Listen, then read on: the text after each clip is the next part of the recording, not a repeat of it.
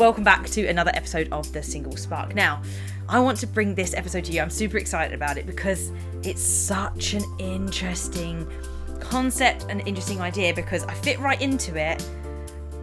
And I think there could be something in it, but I don't think it's anything too much to worry about. It's just interesting because I've heard it thrown around a few times, and I don't want to put it to bed, but I want to put my 2 pennies worth in. And this is the concept around the idea of the independent woman, strong, independent woman, doing her own thing, inverted commas, not needing a man, but being fully entitled to want a man. But could that label of being strong and independent be ruining your love life? And I find that question in itself fascinating because, I mean, let's be honest, would we be saying to a man, does being strong and independent as a label put your love life in jeopardy? And it absolutely wouldn't be asked, because that is what is expected of a man. Going back to all of that historic stuff, the man is the protector. In general, they are stronger than women. So therefore, naturally, that's fine.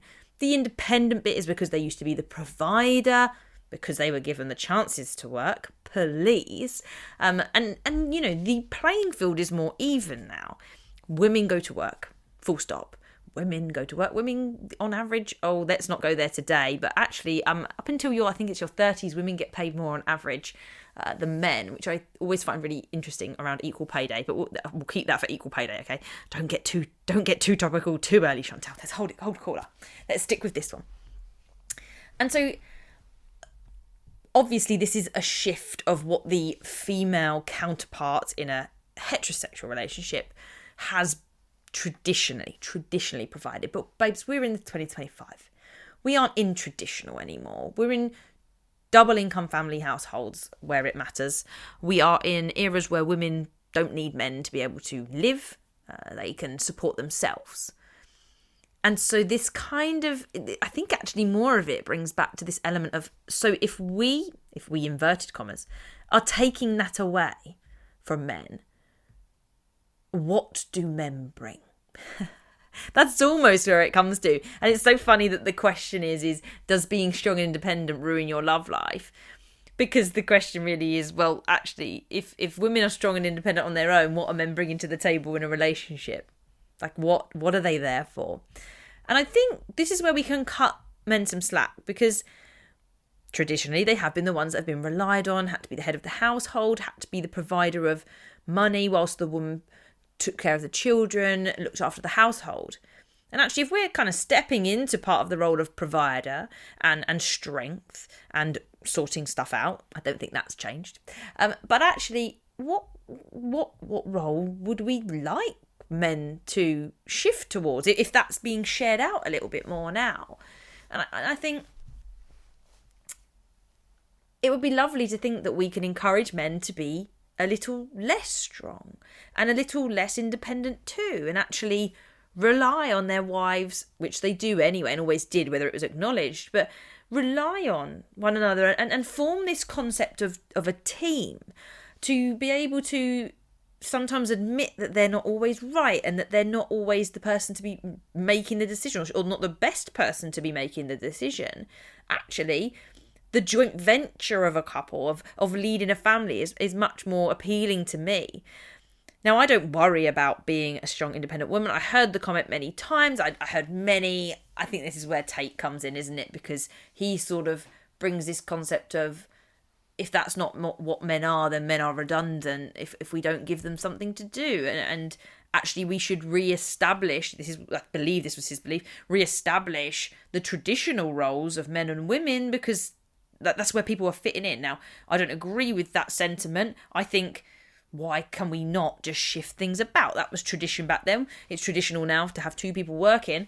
So why can it not be now tradition to share the housework, because both parties are working? And why can we not share the strength that the family needs, as well as share the softness that the family needs? And why can't we encourage men to develop that side? Because women have been empowered, have built their strength and independence. And I think we're further back on the side of softening off the world for men. I think knowing the stats, of the, is it the biggest killer under 40 of men is suicide, something along those lines. We have a deep issue that men aren't talking. Men are not having discussions. Men are not sharing what they're feeling and thinking. They don't know how. They're not encouraged because of the strength. Now, in terms of being a strong, independent woman, I think because of that idea that women talk to their friends and share, and that is, it's not ingrained, but it's default. It's default from school and things like that. We don't have, when we get that strength that comes in, we don't have the issue of not being able to talk or communicate, which then when we bring that to a relationship, that's a powerhouse. You've got strength and confidence in yourself. You've got the ability to talk, communicate, be empathetic and understanding, even if some of those areas need some work sometimes. It makes you, it's not quite a triple threat, but I mean, that's a double threat in terms of being a good candidate for a relationship. And when I say the word threat, obviously, I don't mean that it scares people off, but actually, what's wrong with scaring people off? If you think that a fantastic woman who has the ability to look after herself, makes herself happy without having anyone else in her life as a romantic partner, then looks like they have the skills to carry out a fantastic relationship, one where you're not just going to be able to be flaky, give petty excuses, bring up anything you like and do whatever you like without there potentially being a consequence. If that means that your love life suffers as a result, whatever that means, I'm assuming that means you date less people or you have less candidates or you put more people off, then just like in business, and I know you guys are not all business minded, but I do this all the time. Like, I do not want to work with everyone on their podcasts. I want to work on people that want to change the world or make the world a better place in some way, as opposed to just keeping up with, because they've got a podcast and they've got a podcast, I need a podcast. Oh, no. I want to work with the people that want to change the world. And in the same way, I don't want to date a man. I wouldn't want to be with a man who isn't prepared to work on themselves, to develop and be a communicator, a listener and a talker, and accept that I have my independence alongside being a team with them. And if that means putting people off, if that means not having to go on 6,000 first dates because I can wipe out half of them because they don't want to be with someone that's strong and independent, then fantastic. I would have thought that would have worked wonders for your love life, because it's only going to get you talking to people that are even remotely, and that comes across very quickly, I think. I think if you've got strength when you're dating, if you've got a strong level of independence, you own your own house, sorted your own job, really don't rely on your parents to provide you for anything, things like that, and you've got your own thoughts, that comes across straight away in your first date or your online discussions. And if that scares someone off, if that's too much for someone, I think that's helping your dating life than hindering. Now, there's obviously a stage at which that could go too far.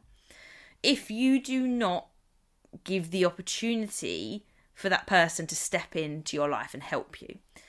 Because there is that instinct for men, based on tradition, based on all the years of being providers, that they want to help and they want to save. And I've read lots of pieces of ways to make men want you more, is to have them as the saviour, to get them to really help you in situations.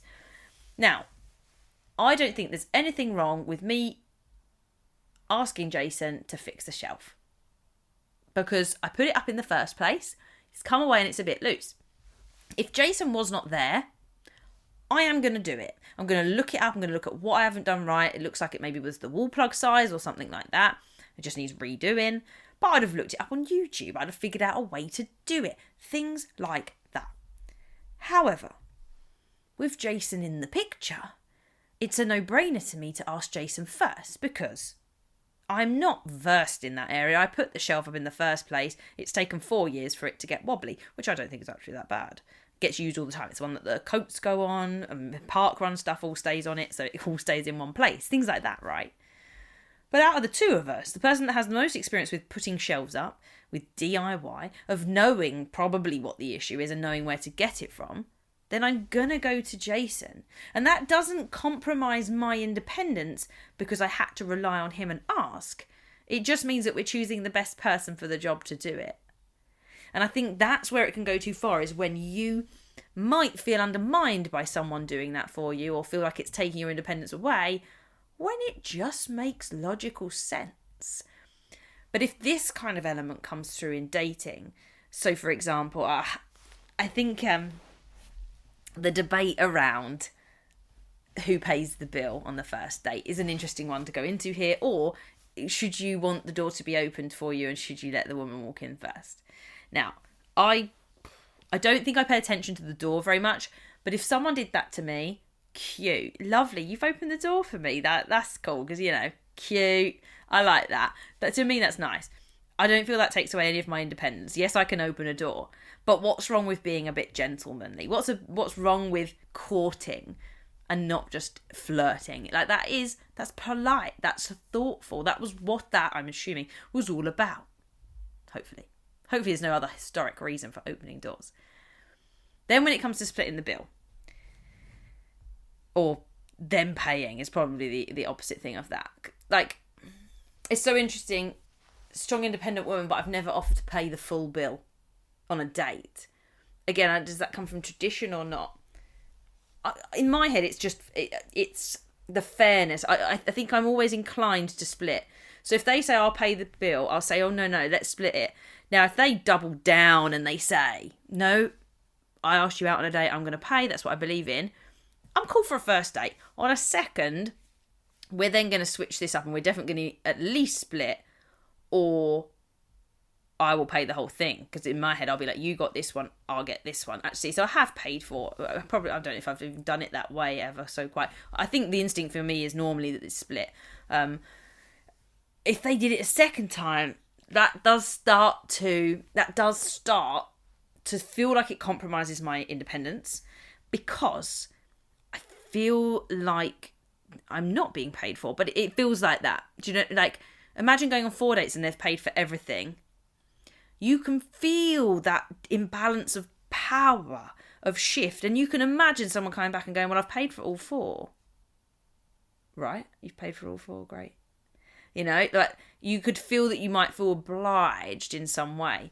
So to me, I don't mind them offering to pay first. I'll try and insist on a split. And if they get away with it for the first one, sure, hopefully I'll be able to even it up for another one. That there, to me, though, the minute they start paying for 2, 3, 4, we're getting into dangerous realms here, that someone might be operating on a slightly different system to me. And I think my independence that would have come through me trying to pay, and any other little elements that would have come through, would have put them off anyway, if that's something that they believe in terms of they want to pay it each time, they want to be the provider, etc. It probably comes down to the person that is more traditional. And so if you find 2 traditionalists, 2 people that do believe in that setup, believe that they will be the stay-at-home mum that might work a little job but will predominantly look after the kids, versus a woman that will, after they've had kids, predominantly go back to work, will find some way to get childcare, or even between them, they take 1 to 2 days off each per week to cover most of the childcare, and then have a couple of days in a nursery or something. Like, you can see that that's a very different model to the traditionalist, which is the stay-at-home mum, the full stay-at-home mum vibe. And I think if you are strong and independent, you like the odd gestures. I'm basically saying you're like me. If you like the odd gesture of, them buying you flowers, of opening the door for you, none of that compromises my independence. But we fought to be able to have the vote. That's not where I was going. But yeah, we fought for a lot of things. Women before us fought for a lot of things. One included the vote. But I mean, there's this weird stat, this amazing stat that is in, what's the book called? It's the one about being single books, swimming cover. It's got a swimming cover on the front. You might know what I'm talking about. I've typed in single book swimming cover, but it's just come up with a bunch of books. It's the something of being single book. Is it The Unexpected Joy of Being Single? I knew I wasn't going to get that right on its own. I think in there it talks about the time period that women were allowed to have their own bank. What year did women start having their own bank accounts? What year were women allowed to have their own bank accounts? In the UK, 1975. So you're telling me my mum was born to my grandma. How did that work? Because my grandma, I don't know who my granddad is. We know his name, but we don't know who he is, where he is. He disappeared after my mum was born, or after my grandma got pregnant. So, like, where was my grandma's money being paid? My mum was born in 1967, and women weren't allowed their own bank accounts in their own name until 1975. So I don't know how my grandma got money. I'm going to have to ask her. Banks required married women to have their spouse's signature on credit applications. Some of this could be US. This is just the first search on Google. Banks could deny credit cards to single women. Women's property automatically came under the ownership of their husband. What year could a single woman buy a house in the UK? 1975, women were finally allowed to get a mortgage on their own. I mean, I didn't know that one. That's a new fact for the day. Now, I know my grandma, I don't know. My mum talks about spending a lot of time with my great-grandma and granddad. So it makes me wonder, did they live there, and was that because my grandma couldn't rent on her own, because she certainly couldn't buy at that time? She wouldn't have had any money to do that, let alone be allowed by the banks. It's just mad. So I think the fact that people pushed for that, whoever managed to get that through and get that acknowledged, trying to then stop a woman from paying for something, yeah, feels a little bit icky to me. Feels a little bit icky. It would question my independence, and I'm not going to sit well with that. And that is going to put the traditionalists off. It's going to get rid of them. So I don't think this independent woman label is an issue, because it helps you find the right person. And I still maintain my independence. I want to do an episode for you in terms of how I maintain my independence being in a relationship. It's vitally important that both of us maintain our independence, to Jason and I. I go out and do things on my own. Jason goes out and do things on his own. Jason goes and does stuff with the children on his own all the time. It is not like an enmeshment all of a sudden. I'm glad that I had enough independence, because independence also means that I have a bunch of boundaries that has always served me well and continues to serve us well, and the way that we operate, in the way that we handle one another, how we each handle different people around us. And I've had to build some of that power of boundaries. But being strong, being independent, just means that you can look after yourself. I don't need someone to look after the basics for me. I need help when things are hard, when things are going wrong. Like, I don't need you to pay the bills. I don't need someone to be able to buy a house. But hey, I would love not to have to cook tonight. I would love to have someone to turn to when there's been a hard day. I'm not a lone wolf. Independent woman does not mean that you don't rely on other people. In fact, I think the best independent women have the best social circles around them. Not the biggest, just the best people. They've worked out who really is there for them. They have that support network of people, be it some family, be it a mixture of friends, or one or other. They know what they want, and they're not going to waste time on someone that can't give that to them. If you're a strong, independent woman that is dating, or even in a relationship, I think it's got to be a strong standard. Now, each to their own, because someone will be like, I could not deal with a woman doing X, Y, Z, and they maybe do just live in the previous traditional sense. And we can't say that the progressive version, the version where women are independent, is better than just providing for the home, because some people absolutely love that. They want to be with the babies, they want to be at home, they want to just be doing the chores. And sometimes I do think that life is easier. I think, oh, wouldn't it just be nice if there was a man that could just work and I could stay at home and not have to work. But I'm more ambitious than that. The truth is that it would just be nice to have a break. But doing that day in, day out wouldn't suit me. It wouldn't be my best thing. It wouldn't take long before I'd be like tearing the walls down, trying to get out of the situation and going, get me back to work. I can't do this. This is crazy. So I don't think there's anything wrong with being an independent woman. We're made to feel like there's something wrong, that we're putting so many people off. Yeah, I'm putting all the wrong people off. I put all the wrong people off. And that's why I didn't date that much. I dated a lot on apps. I didn't go on that many first dates. So important to remember. Independent women have their own lives. Dating is not going to take over their lives when it comes to it. They'll make time for it. But it's not everything. I've got social life, I've got work life, I've got hobby life, I've got ventures, interests, travelling to do. I'll fit dating in, give it enough of a priority, but it can't take everything up. And so I've got to weed the bad ones out early and only invest some time in the potential for someone that could actually be a good date. So if you're an independent woman who's thinking about dating or is dating right now, like, step into it. It will get rid of all the toot you don't want to deal with anyway. It might have some slight negatives to it, you know, people thinking you're too much. You don't want those people. Get rid of them all. I'm finding it hard to find many negatives around it. Just if it comes across, if you deal with it or don't approach it in quite the right way. It could put the wrong people off in the terms of like they're people that would actually be good for you, but you're just being too adamant in your independence and not having that softness when it's needed, or letting them contribute and help you when it makes no sense. Until next time, keep sparkling.